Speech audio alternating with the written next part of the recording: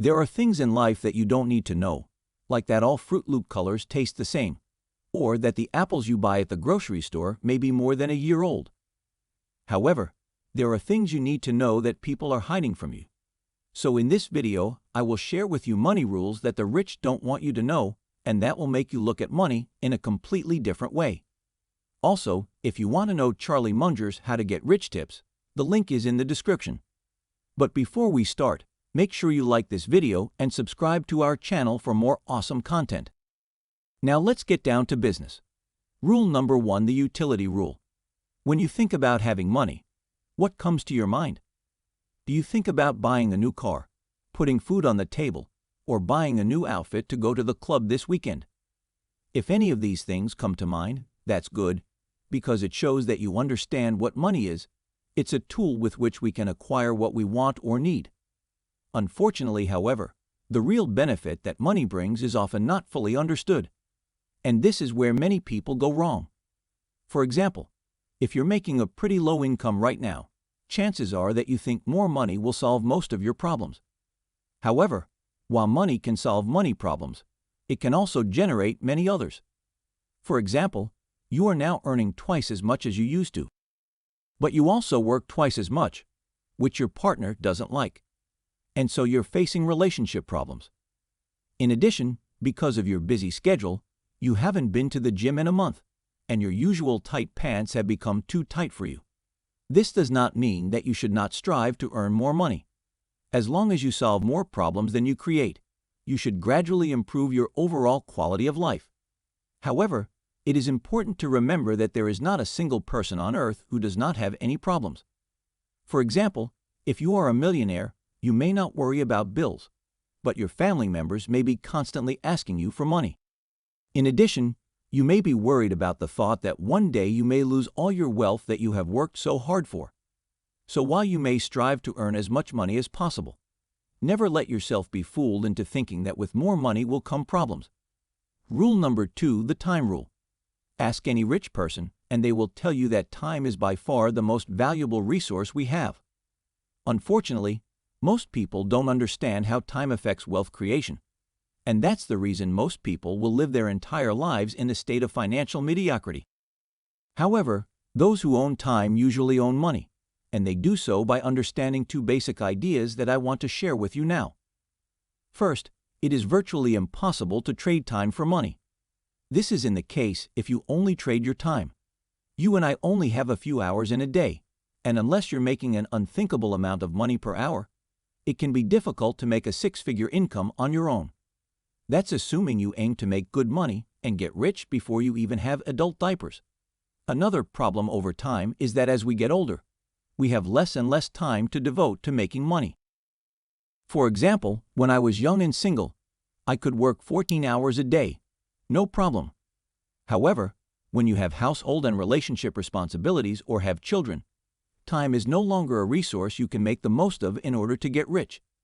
That's why the richest people, when trying to build wealth, look beyond their 24 hours. If you look at the richest people on the Forbes list, they are all business owners who have used the time, capital, and experience of others. This is no coincidence. Does that mean you misunderstand the concept of time? Not at all. All this is to say that in order to become wealthy, you need to evaluate how your time affects your path to wealth.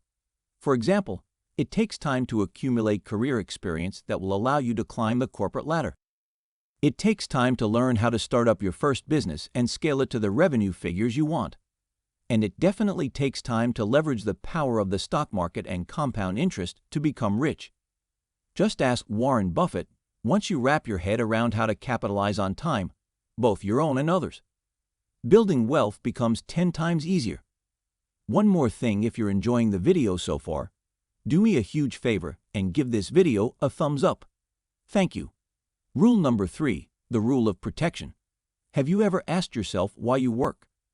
Chances are it's not because you love listening to your coworkers telling you about their family drama or like working late in order to meet an unrealistic deadline. For most people, the answer is simple: you work to pay your bills and eventually retire. Sadly, while most people have the skill of accumulation in that they work for years to generate the income they need to meet these goals, They lack the skill of protection and extend their path to financial freedom more than they have to. So what does the skill of protection entail? It's fending off foes that want to take your money, and we face them every single day. It's the vacation your wife's been begging you to go on that will set you back 3 years of savings. It's the oversized home that your parents expect you to buy to uphold the family name. It's the $60,000 car that you hope will add some excitement back into your life. Each one of these are financial foes, separating you from your main goal of financial freedom. You see, anyone can go out and make money. What separates those who get and stay rich and those who struggle financially is how they manage the resources they have. This is important to internalize because just like you can't out-exercise a bad diet, you can't out-earn a spending problem. So the more protective you are of your money, the better. Rule number 4. The rule of minimal savings for the entirety of your life. You've been told to save your money. Your parents told you to save for a rainy day. The news tells you to stash your cash. And of course, banks are more than happy to take your money. However, should you actually be saving your money? Not always. You see, saving money isn't the path to wealth and prosperity that people make it out to be. In fact, when you save your money, the only person you're making rich is the bank.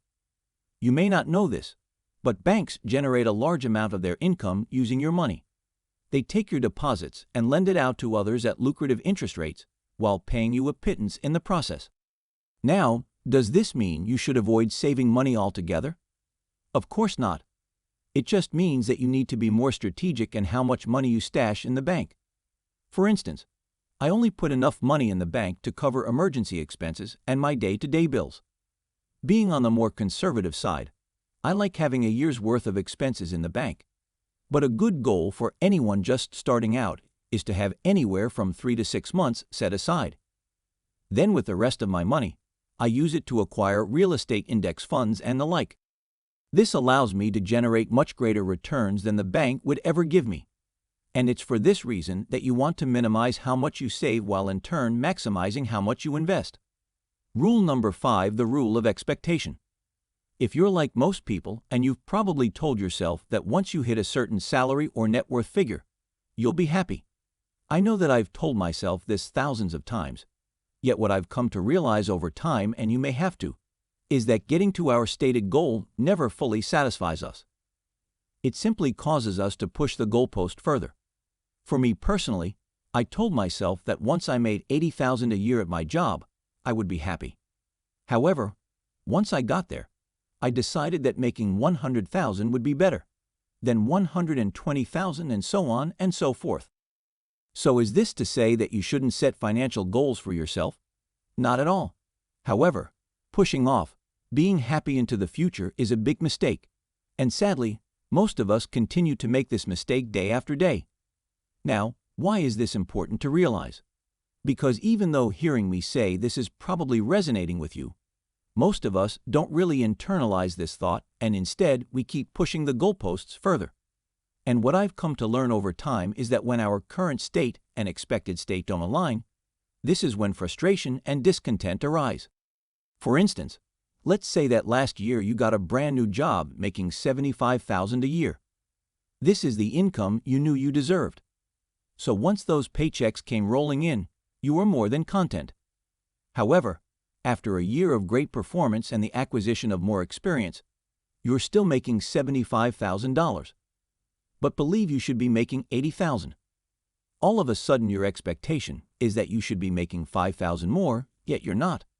And this is when resentment starts to set in. This $5,000 discrepancy is what's known as your expectation gap. And as long as it exists, you'll never be happy. For instance, there are people making $150,000 a year who are unhappy because they think they should be making $200,000. On the contrary, there are people making $50,000 a year who are elated because they never expected to make more than $40,000 a year. Therefore, to be financially content, you need to close your expectation gap. You can do this by striving for more or simply desiring less. Whichever you choose is up to you, but chances are you won't be happy until you do. Well, the rich understand that being wealthy isn't about how many things you own, but how little things own you. Put another way, your level of wealth is tied to how free you are. And while it's great to have a fancy car or a big home, when these items start restricting your day-to-day lifestyle or have you living a certain way, all of a sudden they cut down your level of wealth regardless of how easily you can afford them. Therefore, to feel richer, regardless of how much you have, your goal should be to rid yourself of financial attachments, clear off your student and credit card debts, aim to be mortgage-free, and when you achieve these goals, you'll feel much richer than you presently are. Well, guys, thank you so much for watching. Let me know your thoughts down below. And as always, give this video a like and subscribe if you haven't. With that being said, have a great day or night, and I'll see you in the next one.